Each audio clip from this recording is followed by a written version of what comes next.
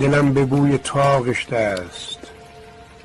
سپید دمان کلمات سرگردان برمیخیزند و خواب آلود دهان مرا میجویند تا از تو سخن بگویم.